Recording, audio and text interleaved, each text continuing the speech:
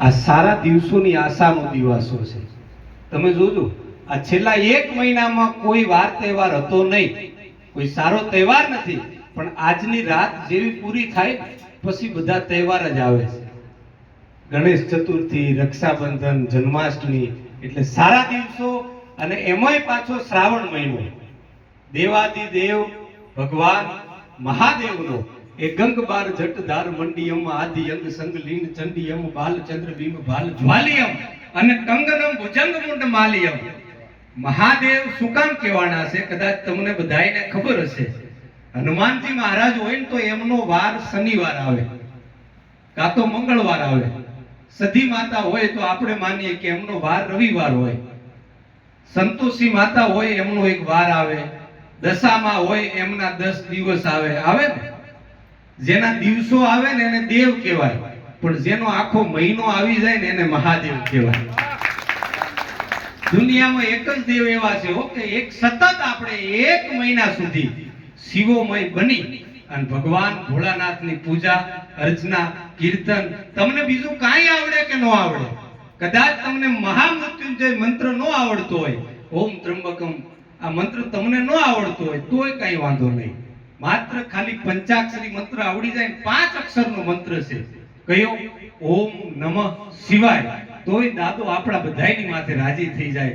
એવો ભોળો ભોળો પણ ધૂકા કાઢી નાખે, એટલા ભોળા એ દેવાદિદેવ ભગવાન, એ મહાદેવનો માસ એ પણ શરૂ થઈ જવાનો છે. ભગવાન સર્વત્ર છે. પરમ પૂજ્ય બાપુના સત્સંગ ખરેખર સાંભળવાના, અમે તો આજે સાંભળવા જ માટે આવ્યા છે. રાજુભાઈ સાહેબ ને અમે બંને થોડા મોડા, પણ એમ કીધું થોડી વાર સત્સંગનો લાભ મળે. દેવાદિદેવ ભગવાન ભોળાનાથ હોય, નામ બધાયના જુદા જુદા છે, પણ પરમ તત્વ એક છે. બાપુએ કીધું ને કે આપણે એમના મય બની જવાનું છે. એક રેતીના કણે કણમાં અણુ અણુમાં ભગવાનનો વાસ છે. દ્વારિકાધીશના મંદિરમાં દ્વારિકામાં એક વડીલ માણસ હતા. વડીલ, હું આ વડીલને જોઉં, એમને કાનમાં મશીન નાખેલું છે. હું હમણાં થોડી વાર બેઠો, કમર દુખવા આવી, મેં પરશુભાઈને કીધું થોડા આઘા ખસો, ટેપો લેવો પડશે. એટલે મને પાછું એમણે કીધું, મને કે શું ભલા માણા દાદાને જો 4 કલાકથી કેવા બેઠા છે એમ. પણ મેં કીધું એમના ખોરાક એ સમયના હતા બધા, હવે તો પીઝા ને પકોડીઓમાં પૂરા થઈ ગયા છે આજના જોવાની. દેશી ખીચડા, ખીચડી ને ઘે ને ઘરની ભેહુંનું દૂધ ને ઘી ને આ બધા ખોરાક હતા. હવેના ખોરાકો તો પેલાના વડીલોને પેલાના માવડીઓને ખબર હશે. ગામડાની જનેતા, ગામડાની માવડી આમ તવા ઉપર બેઠી બેઠી રોટલા ઘડતી હોય ને એટલે તાવી દાંત કાઢતી. હવે દાંત કાઢવાના બંધ કરી દીધા છે તાવી. નાના નાના છોકરા એ જનેતા પાસે આવીને પૂછે, આમ લપચપ લપચપ લાઈટો થાતી માવડીઓ, બરાબર ને? ચૂલા ઉપર બેઠા બેઠા રોટલા ઘડતા હોય, તાવી નીચે ઉતારી હોય અને તાવીમાં ઝીણી ઝીણી ઝીણી લાઈટો થાય. પછી નાના નાના છોકરા પૂછે કે બા આ શું થાય છે? એટલે ઘરના જે માડી હોય ને મોટી ઉંમરના એ છોકરાને કહે કે બેટા તાવી દાંત કાઢે છે. પછી છોકરા પૂછે કે માં તાવી દાંત હું કામ કાઢે? આ જનેતાઓ છે ને આમાં સંસ્કાર દેતી દીકરાઓને. હો, ધરાવીને ધાનનો નીપજે કુળવીણ માડું ન હોય, એ તો ઓઢાગર જેસલ જકડો નીપજે જેની માં ઓથલ પદમણી હોય. આ દેશની જનેતા એ નાના નાના દીકરાઓને સંસ્કાર દેતા એવું કહેતી કે બેટા આ તાવી દાંત કાઢે ને તો એવું માની લેવાનું કે આપણા ઘરે કોઈક મહેમાન આવવાના હશે. આપણા જૂના તમે જો વડીલો માવડીઓ, હવે પેલા મહેમાનોના માન એટલા હતા એટલે તાવી દાંત કાઢતી. હવે મહેમાનોના માન ઘટી ગયા છે, તાવીએ દાંત કાઢવાના બંધ કરી દીધા છે. ગામડાઓમાં તો હજુ ક્યાંક તાવી દાંત કાઢતી છે. હું પાલનપુરમાં રહું છું, મેં તો ક્યાંય તાવી દાંત કાઢતા જોઈ નથી. લોખંડની તાવીઓ આવી ગઈ છે, સ્ટીલની, કાચની. ખરેખર મેં પહેલા કીધું આ સત્સંગનો જે મહિમા છે ને, તમે એક એક વાત જો આપણા જીવનમાં ઉતરી જાય ને, બાપુના આ જે મુખારવિંદથી જે એક એક શબ્દ નીકળ્યો છે અને આપણા ધર્મનો, તમે રામાયણનો એ મહાપુસ્તક મહાગ્રંથ વાંચી લો, પણ બે ભાઈઓ વચ્ચે કેમ રહેવું, બાપ ને દીકરા વચ્ચે કેમ રહેવું, અરે નણંદ ને ભોજાઈ વચ્ચે કેમ રહેવું, એ એક દિયર અને ભાભીનો સંબંધ કેવો હોવો જોઈએ, આપણા તમામ સંબંધો છે ને રામાયણ શીખવે. જાનકી માતાજીનું હરણ કરીને જ્યારે રાવણ લઈ જાય, ભગવાન રાઘવેન્દ્ર સરકાર આમ ગાંડા ખેલા બની અને એ જંગલના અંદર વેરાન વગડામાં માતાજીને ગોતવા માટે નીકળે છે, સીતાજી માતાને ગોતવા માટે. પણ જાનકી માતાએ પુષ્પક નામના વિમાનમાં બેઠા બેઠા એક જે ઘરેણું હતું ને, આમ ઘરેણાનો ઘા કરી નીચે ફેંકી દીધો. કેમ? કે એમને વિશ્વાસ હતો કે મારા રામ મને ગોતવા માટે આવે ને તો આનાથી અમને નિશાની મળે. પણ ભગવાન રામ અને લક્ષ્મણજી મહારાજ બે જંગલમાં ગોતવા માટે નીકળે. થોડાક આગળ જાય, માતાજીના માથામાં પહેરવાની બિંદી મળે છે. ભગવાન રામ આમ બિંદી ઉપાડી અને લક્ષ્મણના હામી કરે કે ભાઈ આ જોન બિંદી એ તારી ભાભી જાનકીની છે. લક્ષ્મણજી મહારાજ બિંદી જોવે છે માથામાં પહેરવાની. લક્ષ્મણજી મહારાજ ના પાડે કે ભાઈ મને ખબર નથી. થોડાક દૂર જાય, ગળાનો હાર મળે, લક્ષ્મણજી મહારાજને બતાવે, પણ લક્ષ્મણ સતી ના પાડે છે કે ભાઈ મને ખબર નથી હો, હાર કોનો છે. હાથમાં પહેરવાની કંગણ એટલે બંગડી મળે છે, લક્ષ્મણજી મહારાજ નથી ઓળખતા. કેડનો કંદોરો મળે છે, લક્ષ્મણજી મહારાજ નથી ઓળખતા. અને થોડાક આગળ જાય ત્યાં તો લક્ષ્મણજી મહારાજની નજર એ ધરતીના માથે પડે અને ગડગડતી દોટ મૂકી અને લક્ષ્મણ જતી છે ને એ હાથમાં લઈ અને માતાજીના પગમાં પહેરવાની ઝાંઝર હતી ને એ ઝાંઝર લઈને ભગવાન રામની પાસે આવે છે કે ભાઈ આ ઝાંઝર છે ને એ મારી ભાભીમાં એટલે માં જાનકીનું છે. અને એ દિવસે ભગવાન રામ એમના નાના ભાઈને પૂછે છે કે ભાઈ મેં તને બિંદી બતાવી, એ તારે ભાભીમાંનું હતું તે ના ઓળખી, કંગણ તે ના ઓળખ્યું, કેડનો કંદોરો તે ન ઓળખ્યો, તો આ પગના ઝાંઝરને કેવી રીતે ઓળખ્યું? અને એ દિવસે આ દેશનો દિયર કેવો હોવો જોઈએ ને એ આ રામાયણ શીખવે છે. લક્ષ્મણજી મહારાજ શું કહે છે કે ભાઈ તમારા પત્ની અને મારા ભાભીમાં એટલે માં જાનકી, મારી નજર છે ને કોઈ દિવસ એમની પગથી પાણીથી ઊંચી ગઈ જ નથી, માટે મને ક્યાંથી ખબર હોય કે કયું રેણું કોનું છે. મારી નજર છે પગની ઝાંઝરથી કોઈ દી ઊંચી નથી ગઈ. સાહેબ આ બધું રામાયણ શીખવે. આપણા સનાતન ધર્મમાં એટલી તાકાત છે.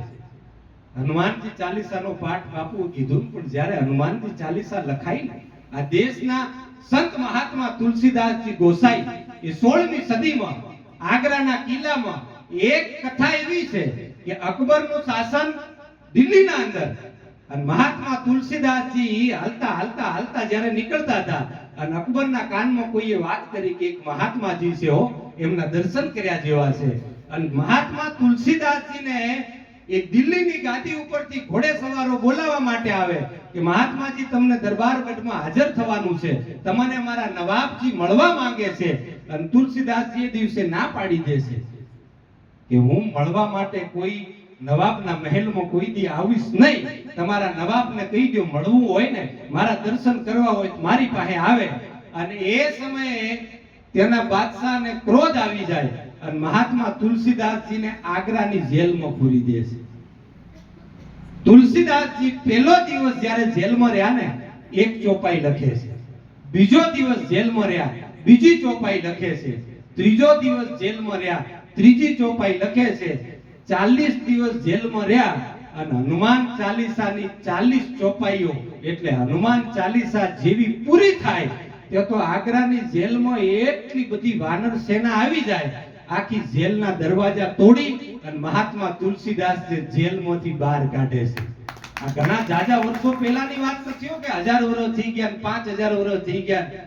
16મી સદીમાં આ તો હનુમાનજી ચાલીસામાં તમે રામદૂત અતુલિત બલધામા, બીજા કોઈ દેવને આવી ઉપમા નથી મળી કે અતુલિત બલધામા, જેમના બળ જેમનું શક્તિ જેમના સામર્થ્યની કોઈ તુલના ના થઈ શકે. અતુલિત બલધામા ઓર દેવતા ચિત્ત ન ધરી, હનુમંત સેઈ સર્વ સુખ કરી.